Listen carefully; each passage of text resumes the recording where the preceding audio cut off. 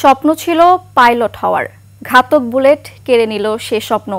বিমানে উড়ে আকাশ ছুঁতে না পারলেও বীরের মতো প্রাণ দিয়ে কোটি মানুষের মন ছুঁয়েছে সাভারের ১০ম শ্রেণীর ছাত্র আলিফ আহমেদ সিয়াম।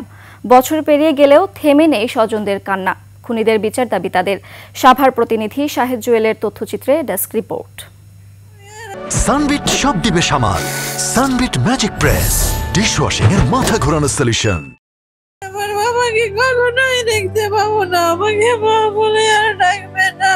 ছেলের স্মৃতিচারণ করতে গিয়ে বারবার কান্নায় ভেঙে পড়েন শহীদ সিয়ামের মা তানিয়া আক্তার। জানান ৫ আগস্ট গুলিবিদ্ধ হওয়ার ২০ মিনিট আগেও ছেলের সাথে মোবাইলে কথা হয়েছিল তার। যদি আমি বেঁচে ফিরি বিজয়ের বেশে তোমার কোলে ফিরবো, আর যদি না ফিরি তাহলে আমি শহীদ হবো, তুমি শহীদের মা।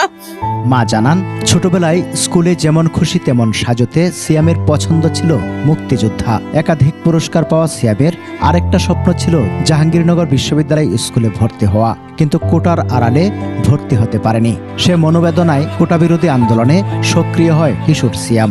আলিফের গুলি লাগে, তো আলিফ মাথা নিচু করে বসেছিল আইল্যান্ডের পাশে।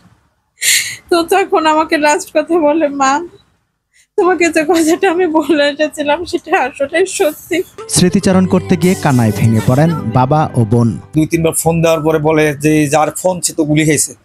তখন আমি পাগলের মতো প্রাইভেটে যাবেও না, নিয়েও আসবে না, তার সাথে কাটানো মুহূর্তগুলো নিয়েই আমি আজ বেঁচে থাকতে হবে। সিয়ামের বন্ধুরা জানান গুলিবিদ্ধ হওয়ার আগ মুহূর্তের কথা। আমি একটু পিছিয়ে ছিলাম, তাওসিফার আলিফ ডিভাইডারে ওখানে ছিল। আলিফ কি করছে, ডিভাইডারটা পার হইতে গেছে, এমন সময় পুলিশ গুলিটা করছে। সাভার ডেইরি ফার্ম হাই স্কুলের ১০ম শ্রেণীর ছাত্র আলিফ আহমেদ সিয়াম জুলাই আন্দোলনে মার্চ টু ঢাকা কর্মসূচিতে মিছিলে অংশ নিয়ে ৫ আগস্ট থানা বাস স্ট্যান্ডের কাছে গুলিবিদ্ধ হন।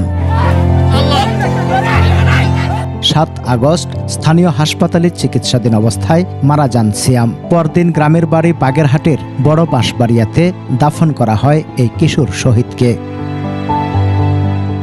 সমর ইসলাম, ডেস্ক রিপোর্ট, ২১ টেলিভিশন।